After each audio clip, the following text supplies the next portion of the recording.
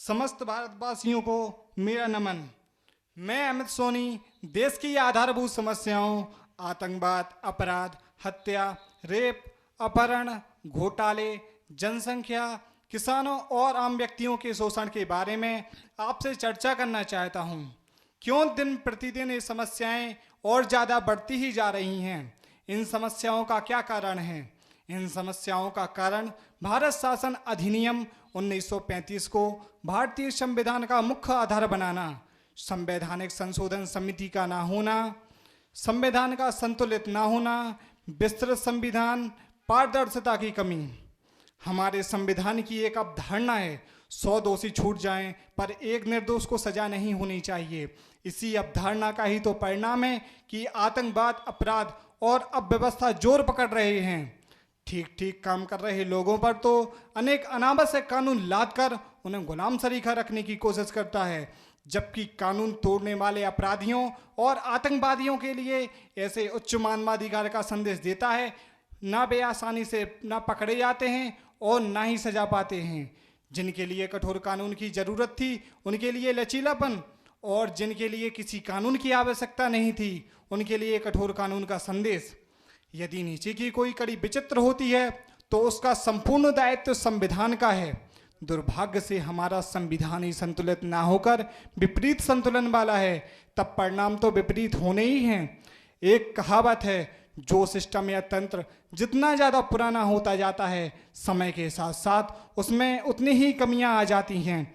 इसी तरह का एक उदाहरण है भारतीय संविधान।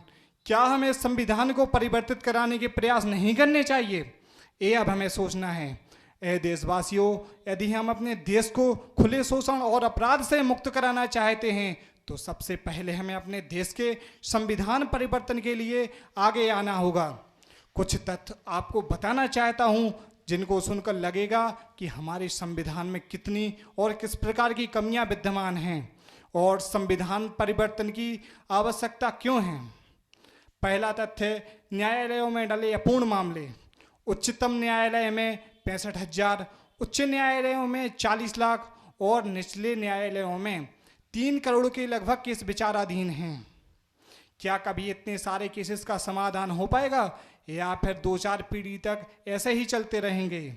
एक जानकारी के अनुसार इस गति से इतने सारे केसेस के समाधान के लिए 300 से ज़्यादा साल लग जाएंगे। हमारी न्यायिक प्रणाली इतनी विचित्र है कि न्याय पाने के लिए कई वर्ष तक का इंतजार करना पड़ता है। अगला तथ्य, अपराधी। अपराधियों की बात की जाए तो भारत अपराधियों के लिए स्वर्ग के समान है।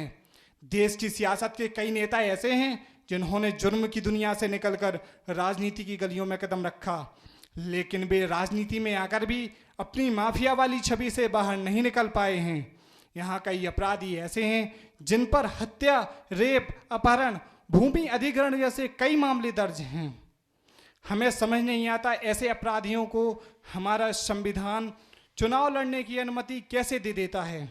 क्या यहाँ पर हमारे संविधान की कमी एवं लाचारी नहीं दिखाई पड़ती? ऐसे हालात हैं हमारे भारत देश के जहाँ खुलेआम अपराधी निडर होकर घूमते रहते हैं और मानवता शर्मसार होती रहती है, फिर भी हम चुप बैठे रहते हैं। कैसा ये हमारे देश का लाचार संविधान है जो हमारी मानवता और अच्छाई का गला घोटने की अनुमति दे देता है। अगला तथ्य है निर्भया केस। इस घटना के 6 अपराधी थे, जिनमें से एक अपराधी की जेल में हत्या, 4 अपराधियों को 7 साल बाद फांसी की सजा मिली और एक नाबालिग अपराधी था जिसे केवल 3 साल बाल सुधार कारावास में रखा गया। इसी नाबालिग अपराधी ने निर्भया के साथ सबसे ज़्यादा दरिंदगी की थी। क्या यह नाबालिग अपराधी भी फांसी का हकदार नहीं था? अपराधियों को 7 साल बाद सजा मिलने से यह स्पष्ट होता है कि अन्य देशों की अपेक्षा भारत में न्याय आसानी से और समय से नहीं मिलता। कई देशों में तो 4 दिन तो कहीं 1 महीने के अंदर अपराधियों को फांसी की सजा मिल जाती है, लेकिन भारत में हमारा फास्ट ट्रैक कोर्ट भी फांसी पर सजा देने में 7 साल लगा देता है। सोचने वाली बात तो यह है, यदि फास्ट ट्रैक कोर्ट ना बनाए गए होते तो अभी कितने साल और लगते। ये सब बड़े स्तर के मामले हैं। निचले स्तर पर तो पता नहीं क्या क्या होता होगा। इन सब कारणों के अलावा हमारी रूढ़िवादी सोच और उदारता की भावना कहीं ना कहीं जिम्मेदार है। यदि संविधान की बात की जाए तो भारतीय संविधान के 395 अनुच्छेदों में से 250 के लगभग अनुच्छेद भारत शासन अधिनियम 1935 से लिए गए हैं। यहाँ तक कि हमारी कानून, न्याय, शिक्षा और स्वास्थ्य व्यवस्था भी अंग्रेजों की ही बनाई हुई है, जो आज हमारे देश में प्रगति पर है। भारत शासन अधिनियम गुलाम भारत के लोगों के लिए बनाया गया था। यह अधिनियम इतना रद्दी कबाड़ एवं खोखला है, फिर भी जानबूझकर इसी अधिनियम को भारतीय संविधान का मुख्य आधार बनाया गया। जिस तंत्र या सिस्टम से हमें परेशानी थी, उसी तंत्र को फिर से लागू कर देने से क्या हमारी समस्याएं दूर हुईं? क्या हमें आज़ादी मिली? जब हमारा तंत्र ही गुलामी का प्रतीक है तो हम आज़ाद कैसे कहलाए? एक विद्वान ने कहा है, जिस संविधान की मूल भावना ही स्वदेशी ना हो, ऐसे संविधान से अराजकता की स्थिति ही उत्पन्न होती है।